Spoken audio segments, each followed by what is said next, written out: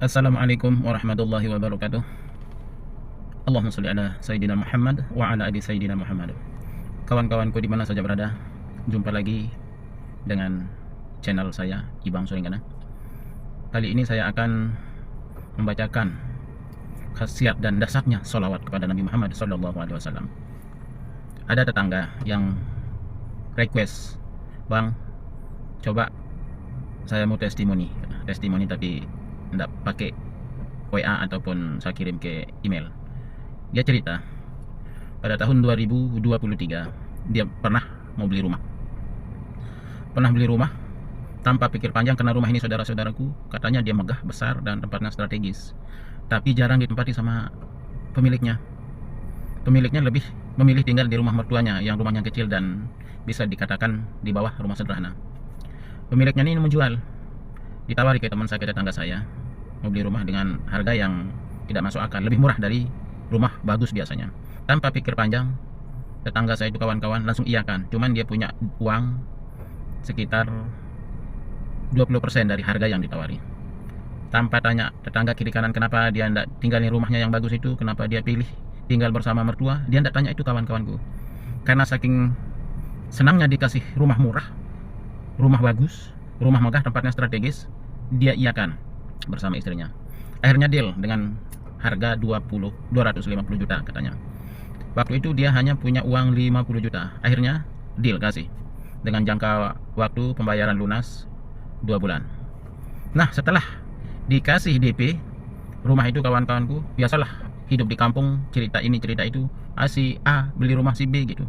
Akhirnya baru udah dapat cerita kalau ternyata rumah yang dia mau beli itu adalah rumah yang berhantu, rumah yang angker kalau bahasanya orang Lombok, saudara-saudaraku. Akhirnya mulai berpikir kalau angker cocok, karena sering kejadian katanya tetangga-tetangga dekatnya itu sering malam-malam didatangi sama hantu-hantu yang berupa kuda, ular besar, sehingga itu yang membuat pemilik rumah jarang tinggal di rumahnya. Kalau sore-sore dia hanya jualan di situ, siang dari pagi sampai sore jualan di rumah itu, punya kios. Dan kalau sudah malam selesai sholat isya, mereka pergi, tidak tinggal di rumah itu, tidak menginap di rumahnya sendiri.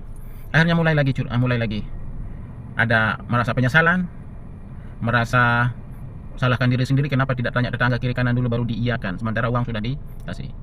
Akhirnya tidak ada yang setuju, keluarganya dia mau beli rumah itu. Ya pasrah saja. Secara pribadi bersama istrinya dia mau tinggal di rumah itu, tapi anak-anaknya kasihan. Anak-anaknya masih kecil-kecil.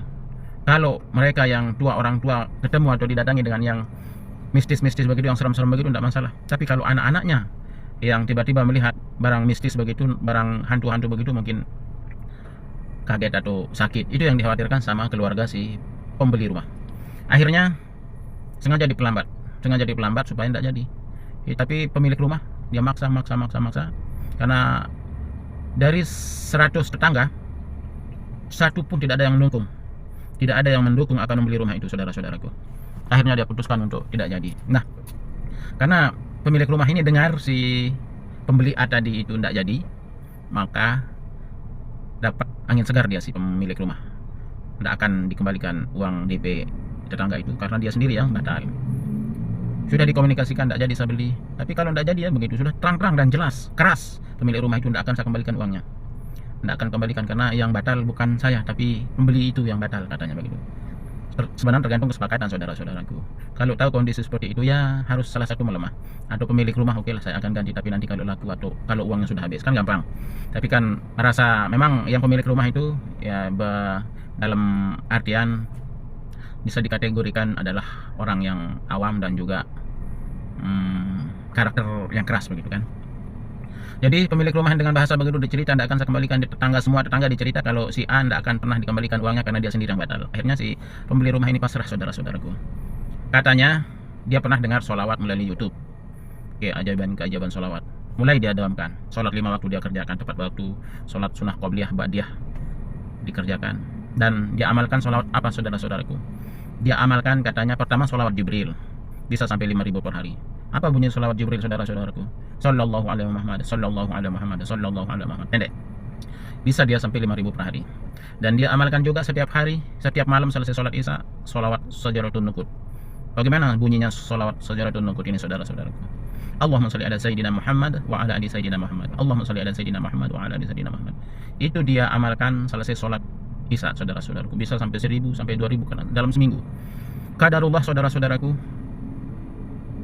belum 2 minggu dia bersolawat, tetangga saya ini langsung ditelepon sama pemilik rumah bahwa uangnya akan dikembalikan. Masya Allah, saudara-saudaraku, saya juga terharu, mau menangis mendengarnya. Awalnya dia sudah pasrah kepada Allah, semua cara sudah dilakukan untuk memediasi, tapi ini tidak ada hasil. Sudah dia melalui kepala lingkungan, sudah melalui kiai pengurus masjid juga untuk kembali uangnya yang DP itu, mentok juga. Ternyata selesai dengan solawat, saudara-saudaraku. Karena apa? Solawat kepada Nabi itu adalah kita berdoa bahwa berikan keselamatan Nabi bersama keluarganya. Allahumma sholli ala sayyidina Muhammad wa ala ali sayyidina Muhammad. Jangankan kita manusia, saudara-saudaraku, Allah saja bersolawat kepada Nabi kita. Innallaha wa malaikatahu yusalluna 'alan nabi. Ya ayyuhallazina amanu sallu 'alaihi wa sallimu taslima. Allahumma sholli wa yusallim wa yubarik. Allah saja bersolawat kepada Nabi, apalagi kita manusia, umatnya, saudara-saudaraku. Bersolawat kepada Nabi Muhammad, saudara-saudaraku. Apapun masalah, apapun cobaan, apapun rintangan dan hambatan, solawatin, saudara-saudaraku. Solawat, saudara-saudaraku. Mari kita bersolawat.